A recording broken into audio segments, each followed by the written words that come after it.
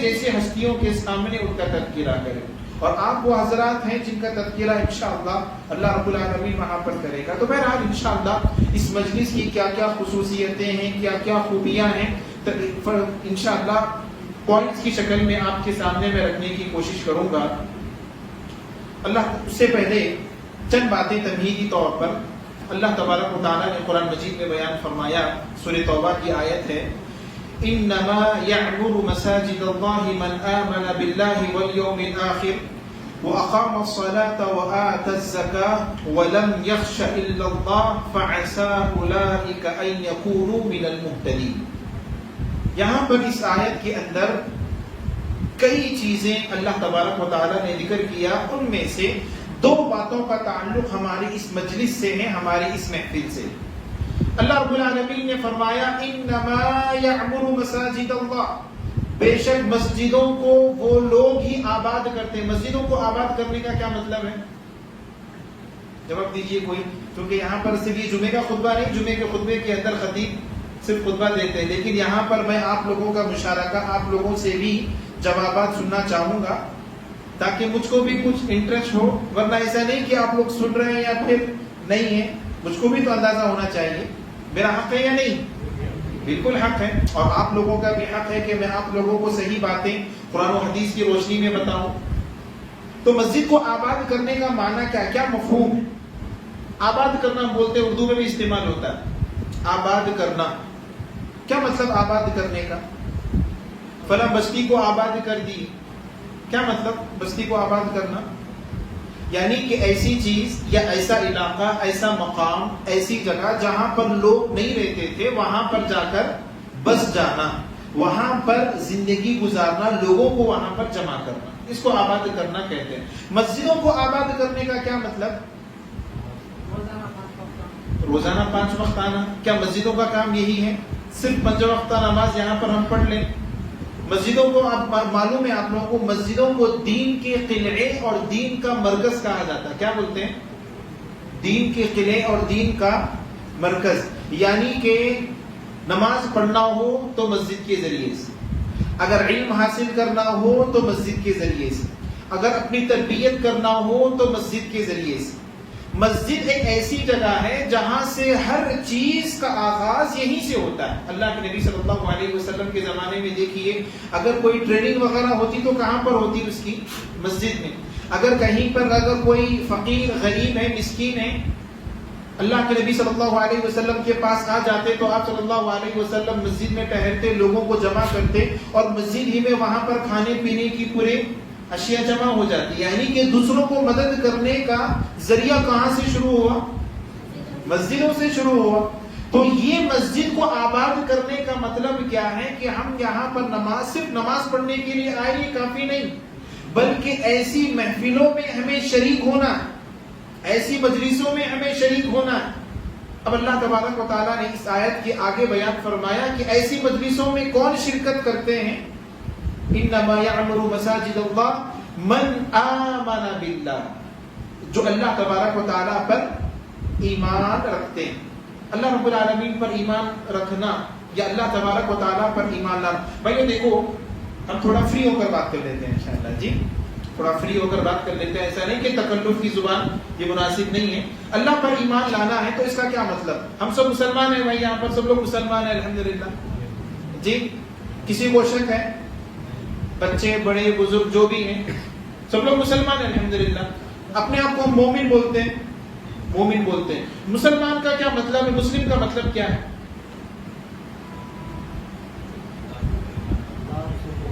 جی مومن کا کیا مطلب ہے؟ دیکھیے میں اپنی یہ سوال جو کر رہا ہوں میں اس مجلس کی اہمیت کو بتانے کے لیے، ایسا نہیں کہ آپ لوگوں سے سوال کر کے آپ کو لاجواب کرنا مقصد نہیں۔ انشاءاللہ جب ہم یہ کتاب پڑھیں گے تو آپ ان سبھی جوابات دینے کے قابل بنیں گے انشاءاللہ۔ انشاءاللہ تو انشاءاللہ بولیے بھائی، شریک ہوں گے شروع سے آخر تک انشاءاللہ کامیابی کے ساتھ انشاءاللہ۔ تو ایمان یا پھر مومن کا کیا مطلب ہے؟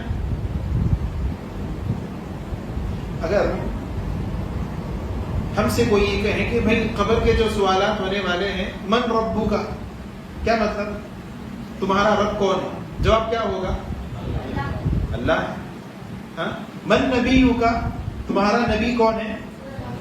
محمد صلی اللہ علیہ وسلم. ما دینک، تمہارا دین کیا ہے؟ اسلام. ٹھیک ہے. اب اسلام کس کو بولتے وہی ہم کو معلوم نہیں. جی جی احسن. تو ایک حصہ ہے اللہ اور اس کے رسول پر یقین رکھنا. یقین رکھنا. اور اللہ کس کو بولتے ہیں؟ اللہ کس کو بولتے ہیں؟ اللہ پر ہمارا ایمان ہے. اللہ کس کو بولتے ہیں؟ جو ساری کائنات کا مالک ہے. رسول کس کو بولتے ہیں؟ احسن. لیکن رسول کو رسول ماننے کا مطلب کیا ہے؟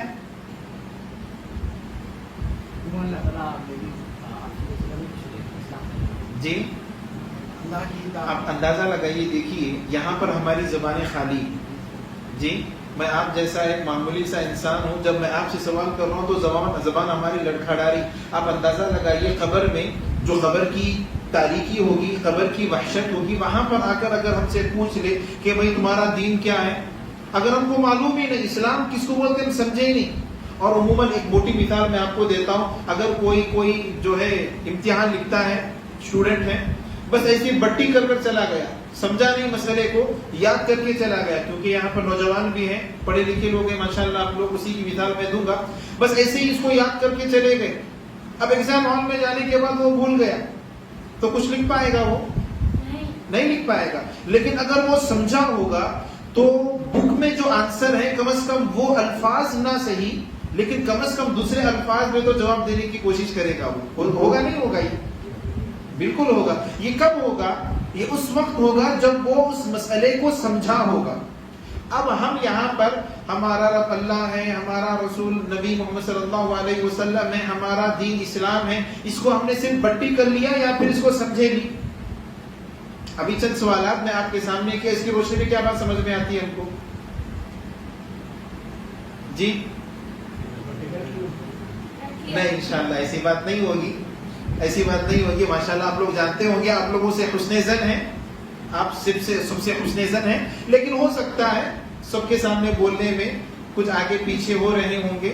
لیکن انشاءاللہ اس درس کے اختتام پر یا پھر اس کورس کے اختتام پر آپ سبھی بولنے کے قابل بنیں گے. انشاءاللہ آپ بولیں گے انشاءاللہ, کیونکہ ہم جو سیکھتے ہیں اس کو دوسروں تک بھی سکھانا ہے, اس کو دوسروں تک سکھانا ہے. چلیے, تو آیت کے اندر کیا بتایا گیا؟ جو ایمان لے آئے. اور ایمان اللہ تبارک و تعالیٰ پر لانا کیسے ہوتا ہے, کن باتوں پر یقین رکھنے کو ایمان کہتے ہیں, یہ جاننے کے لیے ہم کو کیا کرنا ہوگا؟ علم حاصل کرنا ہوگا. اب یہاں پر ہم اسی کے لیے بیٹھے ہیں, یعنی کہ مسجدوں کو آباد کرنے کے لیے ایمان ہونا ہے. اور ایمان کے لیے کیا ضروری ہے؟ علم ضروری. علم ضروری. اس کا مطلب کیا ہوا؟ اگر ہم اس مجلس یا پھر اس جیسے دوسرے مجالس کا خیال نہیں رکھیں گے, اس کی اہمیت کو نہیں سمجھیں گے, تو پھر ایک ایسا وقت آ سکتا ہے کہ مسجدیں کیا ہو جائیں گی؟ ویران ہو جائیں گی. کیا اس کے ذمہ دار میں اور آپ نہیں ہوں گے؟ کہ اللہ تبارک و تعالیٰ مجھ سے سوال نہیں کرے گا؟ ایک دن اگر ہم آفس کو نہیں جائیں, ایک دن اگر ہم کام پہ نہیں جائیں, تو کیا ہمارا جو باس ہے وہ ہم کو چھوڑ دے گا ایسے ہی؟ یہ دنیاوی معاملہ, دنیاوی مسئلہ ہے.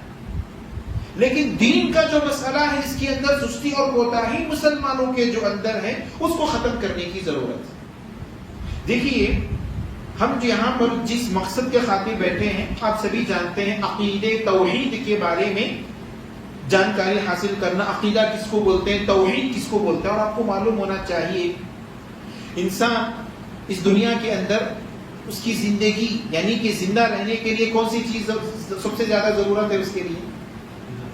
جی آکسیجن ہے, غذا ہے. احسن ماشاءاللہ, آکسیجن ہے, غذا. دنیاوی زندگی کے لیے آکسیجن, کھانا پینا, یہ اس کی بنیادی ضرورت. اگر یہ 2-3 چیزیں اس کو مل گئی تو وہ زندہ رہ سکتا ہے. لیکن آخرت کے اعتبار سے, آخرت کے اندر سب سے بنیادی چیز وہاں کی زندگی کے لیے کیا ہے؟ عقیدہ توحید, ایمان. ایمان یہ ضروری ہے. ہم یہاں پر دنیا کی فکر تو کرتے ہیں, دنیا کے اندر معمولی جو زندگی ہماری ہماری گزرتی ہے اس کو گزارنے کے لیے خود پسینہ بہاتے، وقت نکالتے، اپنی قربانیاں دیتے ہیں، لیکن آخرت کی جو زندگی ہے اس زندگی کو بنانے کے لیے ہم نے کیا کیا؟ آخرت کی زندگی ہے، اس کی زندگی کے لیے ہم نے کیا کوشش کی؟ کیا کبھی سوچے اس تعلق سے؟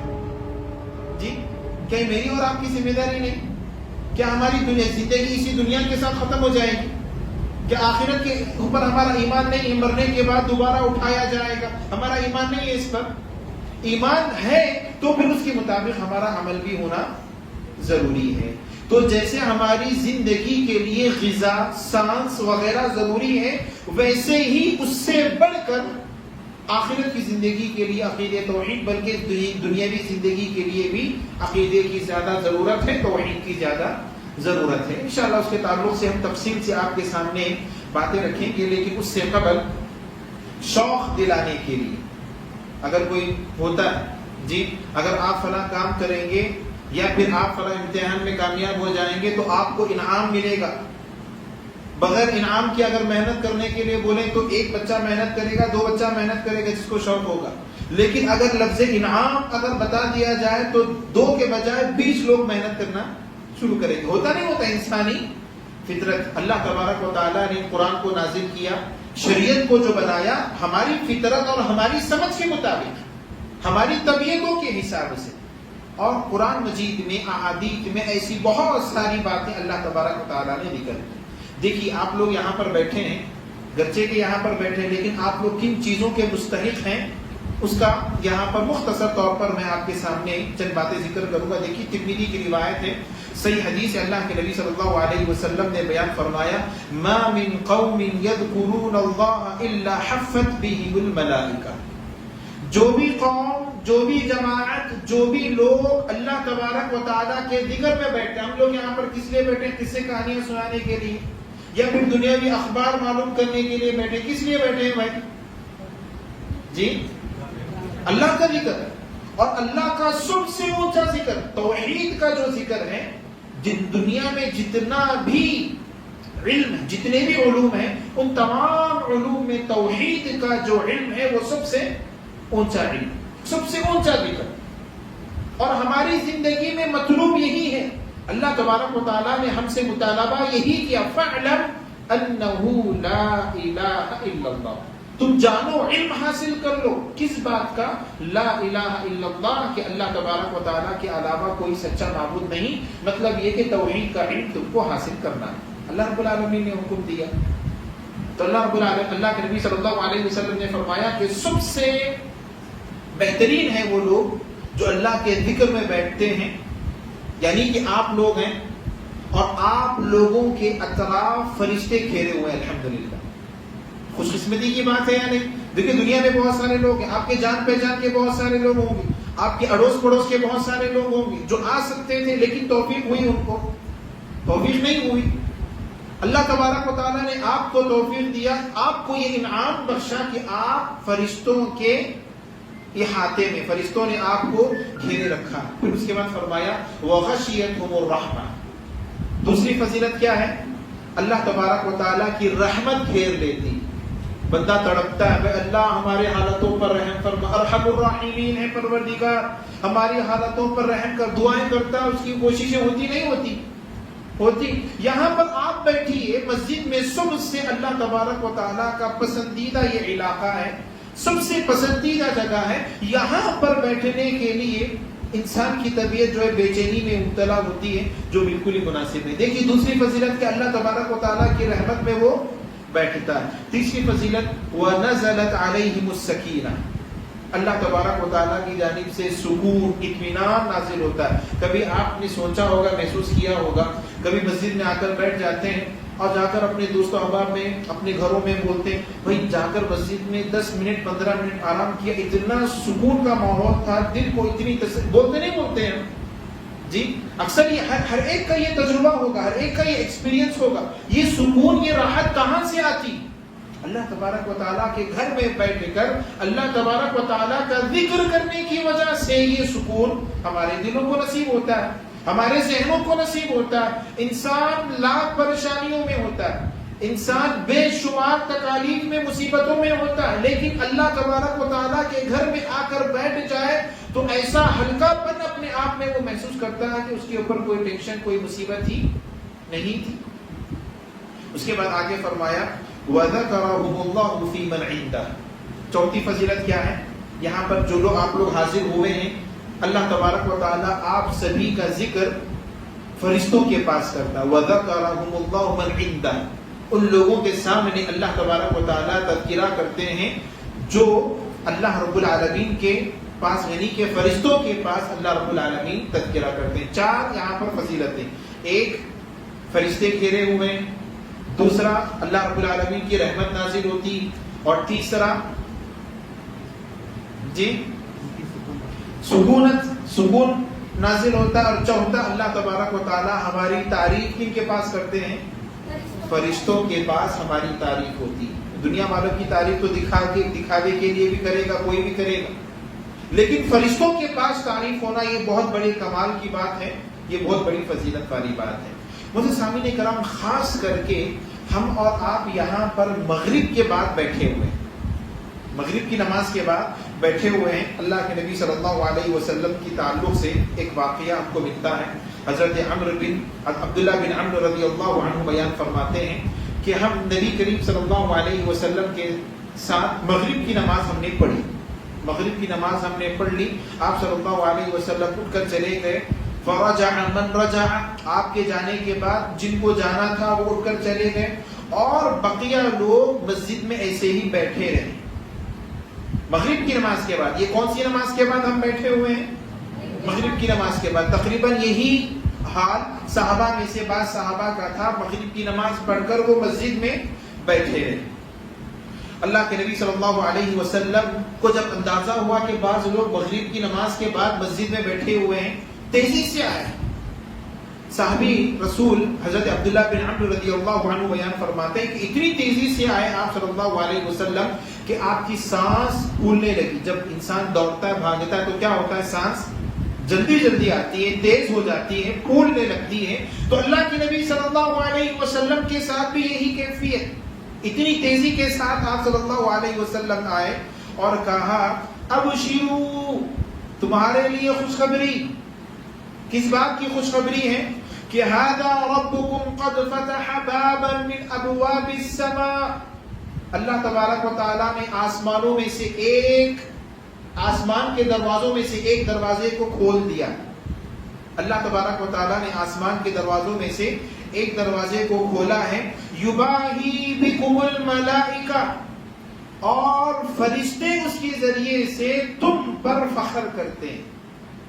ہم بولتے ہیں بھائی دیکھو کتنا بڑا آدمی ہے، ارے کاش میں بھی ایسا ہوتا، ماشاءاللہ۔ رشک کرتے نہیں کرتے ہم کسی کی بڑے مقام کو دیکھ کر، بڑے رتبے کو دیکھ کر، کسی کے اچیومنٹ کو دیکھ کر، کسی کی کامیابی کو دیکھ کر۔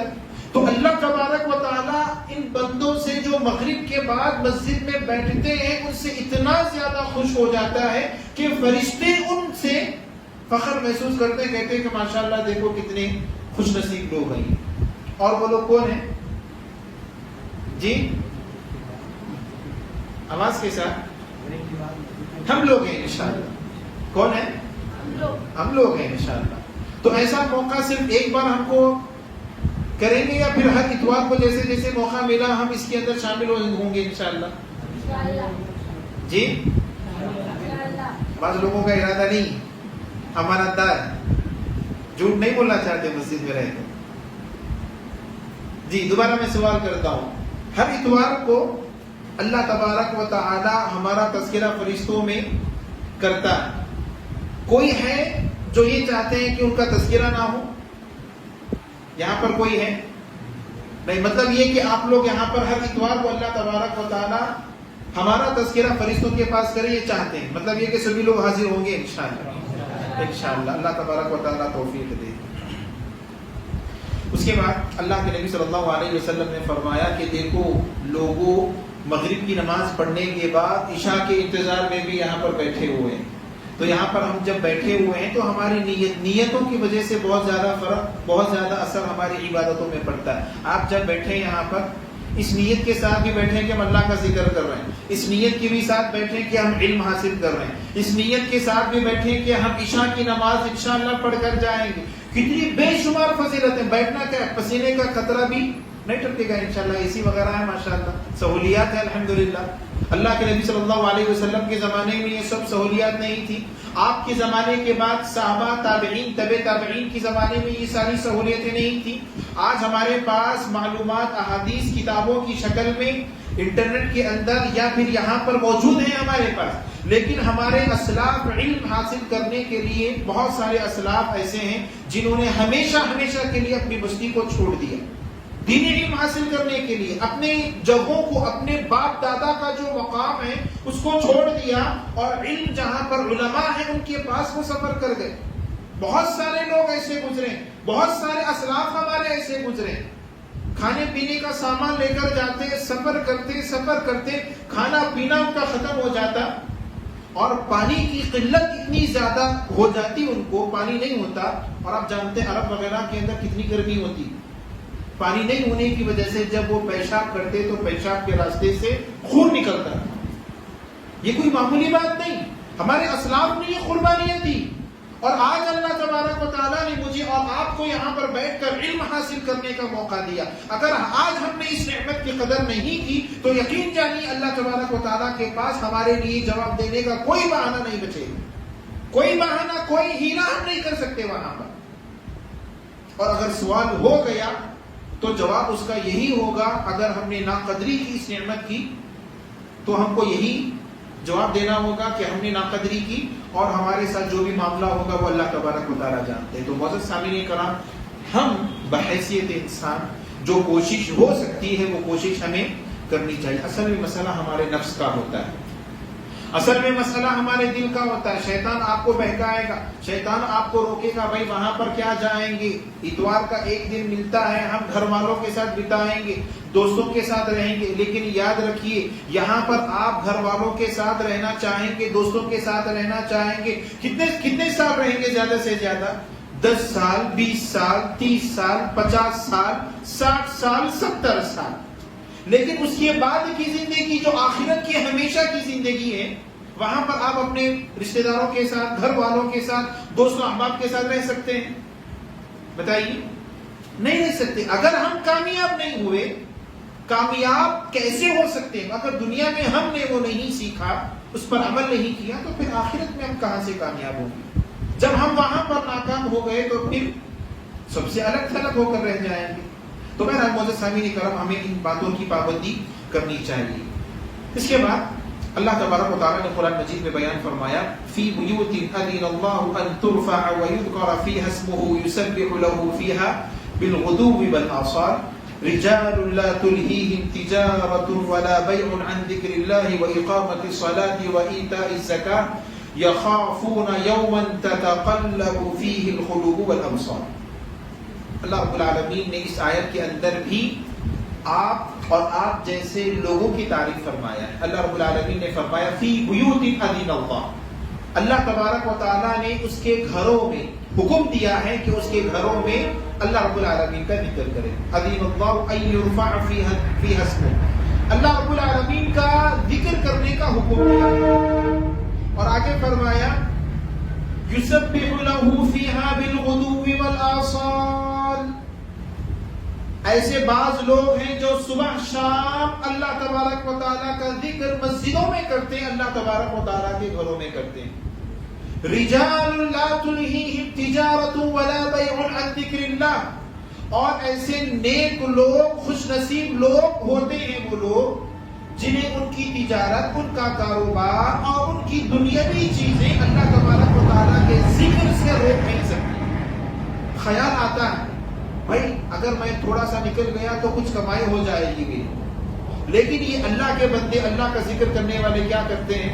نہیں، مجھ کو اللہ کا ذکر کرنا، اللہ کا حکم ہے، اللہ نے تعریف کی، مجھے اس تعریف کا مستحق بننا ہے. وہ آ جاتے ہیں، ان کی تجارت، ان کا کاروبار، ان کی مصروفیتیں ان جیسی مجلسوں میں اللہ تبارک و تعالیٰ کے گھر میں آ کر اللہ کا ذکر کرنے سے ان کے لیے رکاوٹ نہیں بنتی. اور یاد رکھیے جو بھی رکاوٹ بن رہی وہ آپ کی دشمن، جو بھی رکاوٹ بن رہی وہ آپ کی دشمن بلا کسی تفریق کے. قرآن مجید کہتا ہے انما اموالکم واولادکم فتنہ، انما اموالکم واولادکم فتنہ. اگر مال کی محبت ہمیں اللہ تبارک و تعالیٰ کے ذکر سے روکتی ہے تو وہ مال کیا ہے ہمارے لیے؟ فتنہ ہے، دشمن ہے.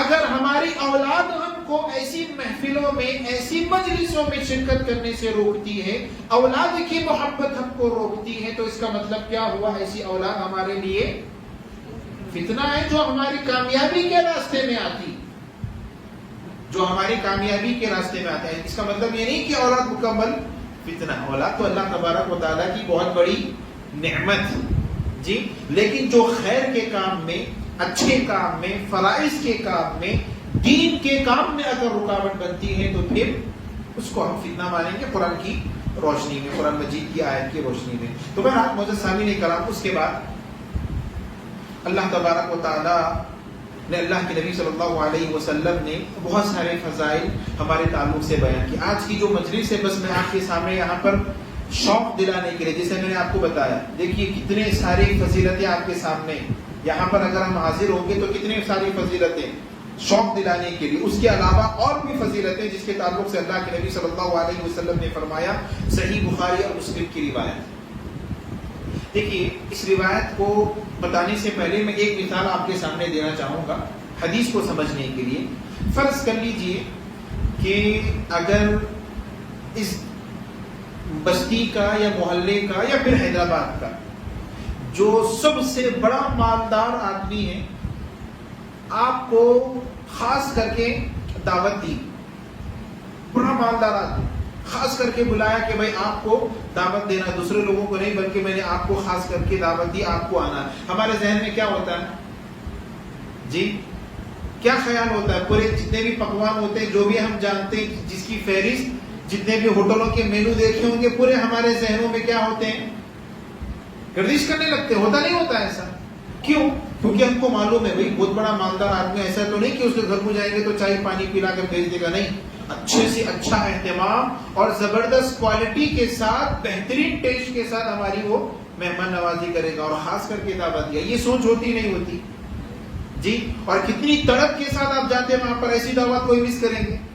کسی کے اندر ہے وہ ہمت جی؟ نہیں کریں گے، عموماً نہیں کریں گے. ویسے تو بہادر لوگ ہیں آپ لوگ ماشاءاللہ، آپ لوگ کر دیں گے، دنیاوی دعوت کو آپ لوگ چھوڑ دیں گے انشاءاللہ. لیکن یہاں پر دیکھیے صحیح بخاری اور مسلم کی روایت، اس دعوت کو چھوڑنا نہیں. کون سی دعوت؟ یہاں پر علم دینے کی دعوت نہیں، پر کھانے پینے کی ہی دعوت ہے، کھانے پینے ہی کی دعوت ہے. سنیے حدیث کیا ہے. اللہ کے نبی صلی اللہ علیہ وسلم نے فرمایا من غدا الى المسجد او راح اعد اللہ له نزله من الجنة كلما غدا او راح. اللہ اکبر.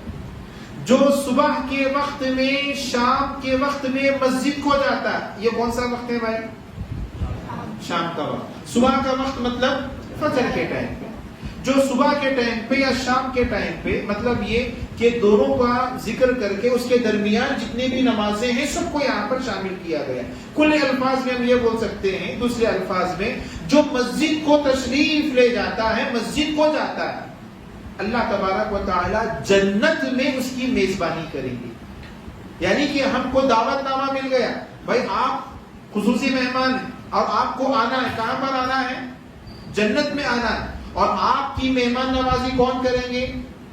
اللہ تبارک و تعالی. اب اللہ تبارک و تعالی اس پوری دنیا کے اندر ایک سے ایک نعمت، ایک سے ایک نعمت، کیسی ہماری مہمان نوازی کر سکتا، ہم سوچ بھی نہیں سکتے، ہمارا ذہن بھی اس تک نہیں جا سکتا. یہ کن لوگوں کے لیے ہے؟ یہ ان لوگوں کے لیے ہے جو مسجدوں کو تشریف لاتے. مطلب یہ کہ آپ لوگوں کی دعوت پکی ہو گئی ماشاءاللہ. ہم سب کی یہاں پر دعوت پکی ہو گئی الحمدللہ. تو صرف ایک دعوت کافی ہو جائے گی یا پھر بار بار ہمیں ایسی دعوتوں کی ضرورت ہے؟ بار بار ضرورت ہے جی.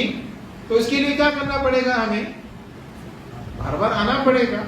جب بھی موقع ہو، اس قسم کی محفل ہو، اس قسم کی مجلس ہو، ہم کو آنا پڑے گا. صحیح بخاری اور مسلم کی روایت، اس کے اندر کوئی شبہ نہیں. تو ہمارا میزبان کون ہوں گے؟ اللہ تبارک و تعالیٰ ہوں گے. اور کیسی ہماری مہمان نوازی؟ ایک تو جنت کی نعمت ہے، جنت کی نعمت ہے. اور ہمارا میزبان کون اس میں؟ اللہ تبارک و تعالی. اللہ اکبر. یہ بہت بڑی نعمت ہے, بہت بڑی فضیلت ہے ان لوگوں کے لیے جو مسجدوں کو آتے ہیں, تشریف لاتے ہیں. اب یہاں پر ہم صرف مسجد کو آ نہیں رہے بلکہ آ کر اللہ کا ذکر کر رہے ہیں, علم حاصل کر رہے ہیں, توحید کا علم حاصل کر رہے ہیں. اس کے ساتھ بہت سارے اعمال ہم کر رہے ہیں. تو مطلب یہ کہ ہماری تو دعوت بالکل مین ٹیبل ہے, دسترخوان.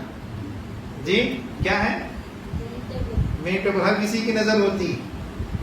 اللہ آپ لوگوں کو, ہم سب کو پاکیزہ رزق, حلال رزق عطا کرے اور ہم سب کو کامیاب کرے. تو بہرحال یہ ایک فضیلت ہے جو اس قسم کی مجلسوں میں, مسجد کو خاص کر کے مسجدوں کو تشریف لاتے ہیں ان لوگوں کی کوشش کیجئے کہ اس سے کبھی محروم نہ ہو. اس کے بعد دیکھیے ایک اور فضیلت, ہم اور آپ انسان ہیں, انسان بھول جاتا ہے. انسان کی ایک کمزوری ہے کہ انسان بھول جاتا ہے. اس کی سب سے بڑی مثال دیکھیے انسان کے بھولنے کی. انسان سے قریب رشتہ داروں میں سب سے زیادہ قریب کون ہوتے ہیں؟ ماں باپ ہوتے ہیں, والدین ہوتے ہیں, بیوی بچے ہوتے ہیں. جی بہت زیادہ قریب. والد کا انتقال ہو گیا, 1 مہینہ 2 مہینے غم رہتا ہے, اس کے بعد اس کی زندگی نارمل ہوتی نہیں ہوتی. انسان کا سب سے زیادہ قریبی شخص والدین, ان کو بھی انسان کیا کرتا ہے, ایک لمحے کے بعد, مطلب ایک مرحلے کے بعد بھول جاتا ہے. انسان کی فطرت اللہ نے اس کو ایسے رکھا, اور یہ بھول جانا بھی اللہ تبارک و تعالیٰ کی جانب سے ایک نعمت انسان کے لیے. ورنہ غم ہمیشہ اگر انسان کی اس میں رہے, ذہن میں رہے, دل میں رہے, تو پھر وہ بیمار پڑ جائے. جی بیمار وہ پڑ جائے گا. لیکن ہمیشہ بھول یہ نعمت نہیں ہو سکتی. بعض جگہوں پر یہ اللہ رب العالمین کی جانب سے نعمت ہے. ہم اور آپ اس دنیا کے اندر زندگی گزارتے ہیں, اٹھتے بیٹھتے چلتے پھرتے, بے شمار گناہ ہم سے ہوتے ہیں. کوئی دعویٰ کر سکتا کہ بھائی میں آج کے دن میں ایک بھی گناہ نہیں کیا. کوئی بول سکتا صرف آج کی بات, زندگی تو بہت بڑی, کوئی 20 سال کے ہوں گے تو کوئی بول نہیں سکتا کہ پچھلے میں 10 سالوں کے اندر کوئی گناہ نہیں کیا. اگر کوئی بول رہا تو ہم بولیں گے کہ دنیا کا سب سے بڑا جھوٹا وہی. تسلیم نہیں کر سکتے اس کو. بول سکتے ہیں آپ کھلے طور پر کہ بھائی پھینک رہے کیوں آپ, سمجھ رہے ہیں آپ جی, کیونکہ سب سے بڑا جھوٹا کیونکہ 1 سال 2 سال 10 سال دور کی بات, 1 گھنٹہ ہم سکون سے بغیر گناہ کے اگر کوئی زندگی گزار لے تو تب بھی اس کے اوپر شک ہوگا. کوئی نہ کوئی گناہ یا تو کان کے ذریعے سے, یا زبان کے ذریعے سے, یا آنکھ کے ذریعے سے, ہاتھ کے ذریعے سے, پیر کے ذریعے سے. دیکھیے پیر کے ذریعے سے کیسے ہوگا, ہم بیٹھے یہاں پر, بھائی زبردست نئی مووی تھیٹر میں آئی ہوئی, 1 قدم بڑھ گیا وہاں پر, اس طرف پیر کا 1 گناہ ہو گیا. 2 قدم بڑھ گیا, دوسرا گناہ ہو گیا. ہوا نہیں ہوا؟ ہاتھ کے ذریعے سے, پیر کے ذریعے سے گناہ ہوئے نہیں ہوئے؟ ہوئے. تو جی ہوئے. اور اسی طریقے سے کان سے بھی گناہ ہوتے ہیں, کان سے بھی گناہ ہوتے ہیں. انسان اگر کوئی چیز سن لے, کسی کی غیبت سن لے, کسی کی چغلی سن لے, تو یہ بھی گناہ ہے. میوزک سن لیتا ہے تو یہ بھی گناہ ہے. دیکھیے فون میں کیا ہوتا ہے, میوزک ہوتی ہے, رنگ ٹون ہوتا ہے, ہم کو اندازہ نہیں ہوتا, ہم کو اس بات کا اندازہ نہیں ہوتا فون میں رنگ ٹون وغیرہ. یہ موسیقی میوزک ہے, اس کے سننے پر بھی انسان گنہگار ہوگا. اب فون ہم کو کب آ جائے پتا نہیں. کالر ٹون ہوتے ہیں, کسی کو فون کر لیا ہم نے, گانا وہاں پر آ رہا, اس کے میوزکوں پر آپ غور و فکر کر رہے ہیں, بھئی یہ کون سی فلم کا گانا ہے, کتنی زبردست اس کے اندر آواز ہے, کیا کیا اشعار, کیا کیا الفاظ یہ پڑھ رہا ہے. یہ ساری چیزیں گناہ کے اندر. انسان کوئی چیز دیکھ لیتا ہے جو اس کو نہیں دیکھنی چاہیے, گناہ. انسان زبان سے کسی کو تکلیف دے دیتا ہے, گناہ. مطلب یہ کہ ہماری زندگی گناہوں میں ہے. لیکن بہت سارے گناہ ایسے ہیں جو ہم کو معلوم بھی نہیں ہوتے. اگر ہم کو معلوم ہوتے تو ہم کیا کرتے, اللہ میرے سے بڑا گناہ ہو گیا, مجھ کو معاف کر دیجیے, ہم معافی مانگ لیتے. لیکن بہت سارے گناہ ایسے ہوتے ہیں جس کا علم ہمیں نہیں ہوتا. ان گناہوں کی تلافی ہم کیسے کریں گے؟ یہاں پر مسجدوں کو آنے کی وجہ سے اس کی تلافی ہو جائے, چاہے آپ علم کی وجہ سے ہو یا پھر نماز پڑھنے کی وجہ سے. صحیح روایت ہے, اللہ کے نبی صلی اللہ علیہ وسلم نے فرمایا, صحیح مسلم کی حدیث ہے, من تطہر فی بیتہ ثم مشى الى بیت من بیوت اللہ لیقضی فریضۃ من فرائض اللہ كانت خطوتاه احداهما تحط خطیئۃ والاخرى ترفع درجۃ. سبحان اللہ. صحیح مسلم کی حدیث میں اللہ کے نبی صلی اللہ علیہ وسلم فرماتے ہیں, اگر کوئی بندہ وضو کر کے اپنے گھر سے نکلتا ہے, نکلنے کے بعد وہ 1 قدم اٹھاتا ہے مسجد کی طرف, تو اس کی 1 نیکی اضافہ ہو جاتی.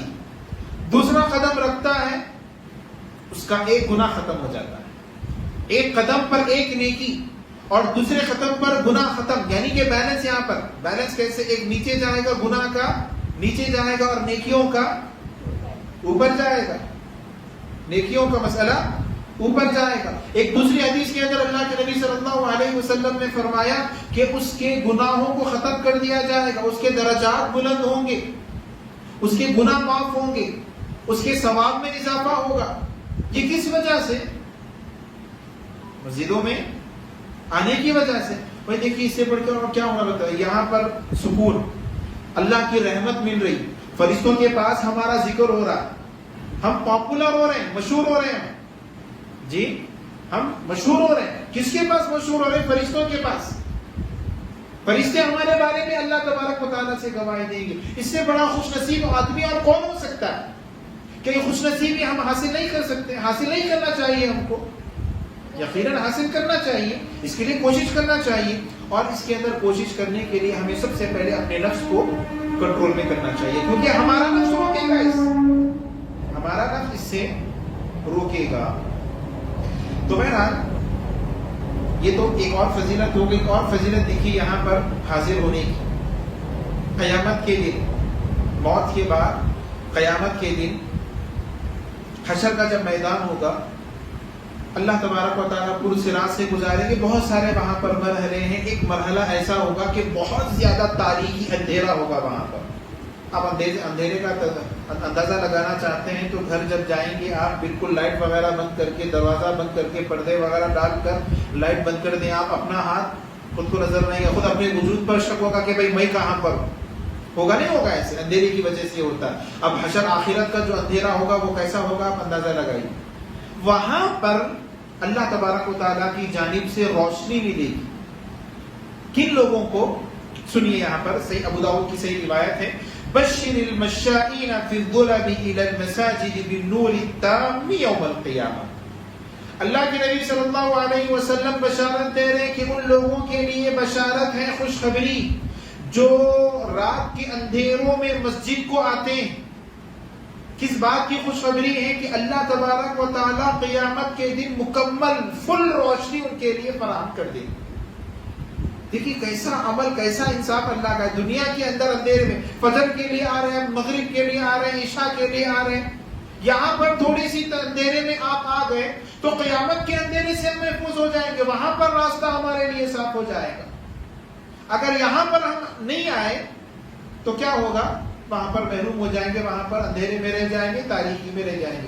گاڑی چلاتے ہوئے تھوڑا سا اگر گاڑی کا ہیڈ لائٹ اگر ڈم ہو گیا تو ہم کو ڈر لگتا ہے کہاں پر اسپیڈ بریکر میں گاڑی گر جائے گی، گڈھے میں گاڑی پھنس جائے گی، ہوگا نہیں ہوگا؟ جی تو آپ اندازہ لگائیے، اگر ہماری گاڑی کو ہیڈ لائٹ ہی نہ ہو، مکمل اندھیرا ہو، کدھر بھی گر سکتی، اور پل صراط سے گزر رہے ہیں، جہنم میں بھی گر سکتی، العیاذ باللہ۔ ہوگا نہیں ہوگا؟ یہ ہوگا۔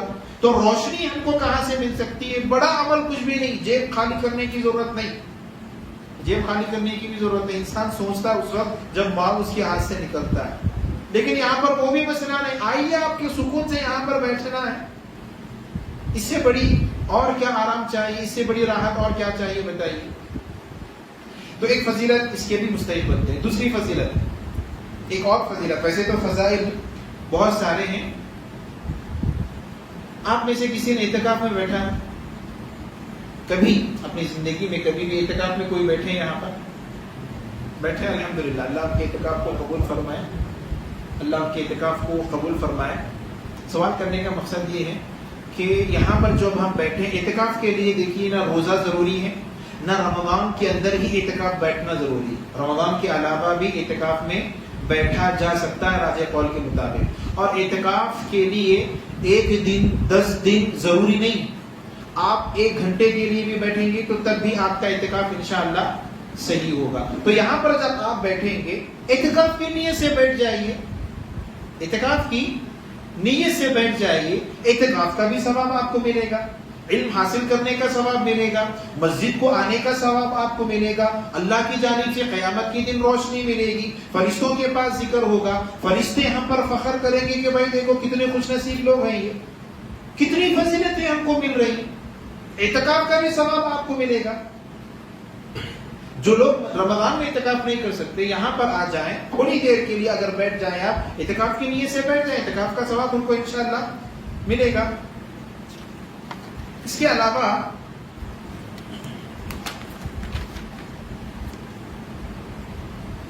ہم جو یہ مجلس ہے, ہماری یہ جو مجلس ہے, ترمذی کی روایت ہے, اللہ کے نبی صلی اللہ علیہ وسلم نے فرمایا کہ یہ جو مجلس ہے یہ جنت کا ایک باغیچہ ہے. اللہ اکبر.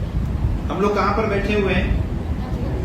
جنت کے باغیچے میں. آج کل تو گھومنے پھرنے کا بڑا شوق ہوتا ہے, پارک میں فیملی کو لے کر چلے گئے, گھمانے کے لیے چلے گئے, بچوں کا خیال کرتے ہوئے کسی اور جگہ پر چلے گئے. ہوتا نہیں ہوتا یہ, خاص کر کے اتوار کو ہی ہوتا ہے. بھائی جنت کے باغیچے سے بڑا باغیچہ خوبصورت اور کوئی ہو سکتا ہے؟ نہیں ہو سکتا. دیکھیے اللہ کے نبی صلی اللہ علیہ وسلم نے کیا فرمایا.